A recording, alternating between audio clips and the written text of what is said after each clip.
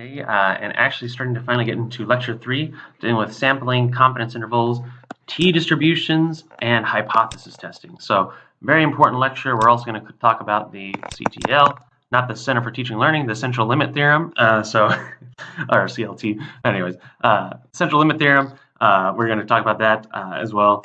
So we'll get into all that next time. So just a quick kind of reminder. So we've worked a lot with problems now. We know about samples and populations, but just some quick basically definitions. So when we talk about a sample mean, we're talking about x bar. If we're talking about a sample standard deviation, we're talking about S sub x. If we're talking about a population mean, that is mu. And if we're talking about a population standard deviation, that is sigma. So we want to be very, very, very careful when we use these terms. So we can describe what mean we're actually calculating, what standard deviation we're actually calculating as well.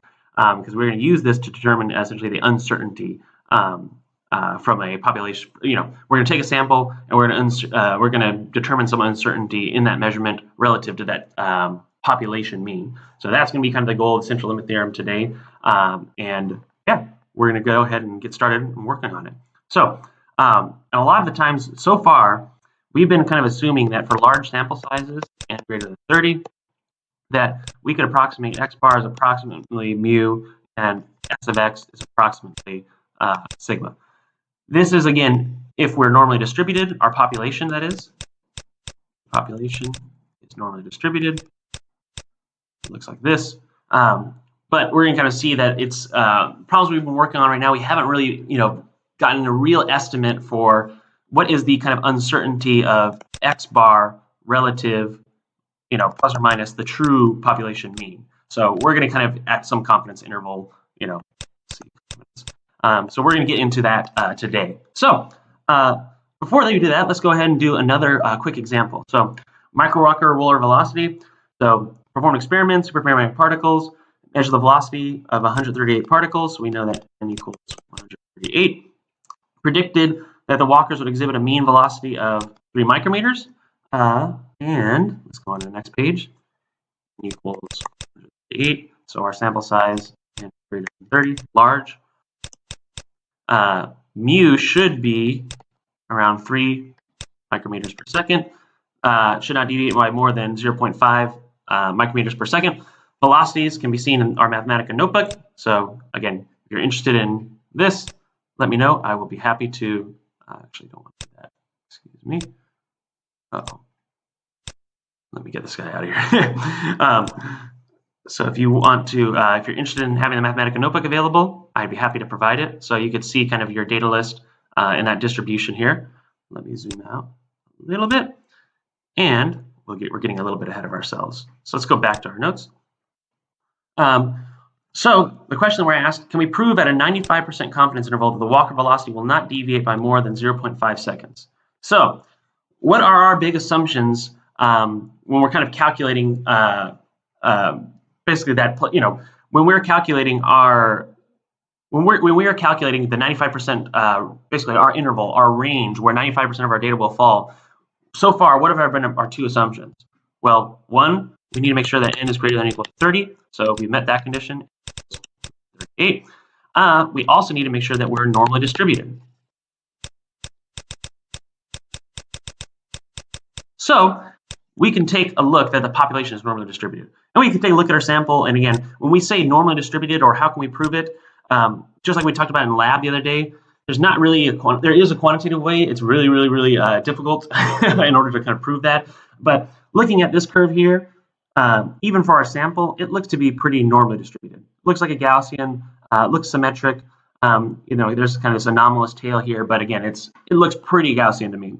So I would accept that argument if you were to basically write a paper on this. So it depends on the reviewer you get. But anyways, so now let's figure out. We've kind of checked it. Okay, it looks Gaussian, so check that off. So we're good to go.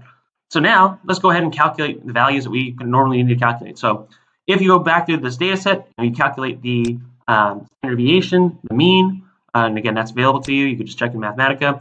We find that x bar equals 2.94 and 0.376. These are all in micrometers per second. So all we have to do now is we need our confidence interval, right? So we know that for a 95% confidence interval, that is going to be our x bar plus or minus our s of x times 1.96, right? Because we always, we found that our z value was 1.96. That's always multiplied by that, your sigma. So we calculate that, multiply it out, and let's see what we get. So we find that 95% of our data, the problem statement is saying that the walk velocity should not deviate by more than 0.5 at a 95% confidence interval. Well, we can kind of already see that that's not going to be met in this problem. And we're going to use this assumption that right now we're using this assumption that x bar is approximately mu and s of x is approximately sigma for large sample sizes and for normally distributed populations. So we get our value. We find that actually it will deviate more in this experiment. So we do not want to publish that data set. So that's kind of a nice key thing to work with. Now, this problem also asks, can we disregard 1.6 micrometers per second as an illegitimate data point or outlier? So what is our kind of value in what determines an outlier? Well, we need to be greater than or less than, basically, we need to be plus or minus 3 sigma. So we know our sigma previously. So I know my sigma is this, 0.367. So I'm going to flip my computer, type this. So our x bar, let me zoom in. So we need our x bar, 2.93854, because I don't want to evaluate. We want it to be minus 3 times 0.376206. So if it's less than this, then we're more than 2 sigma away. So 1.6 is definitely an outlier. So let's go back to our notebook.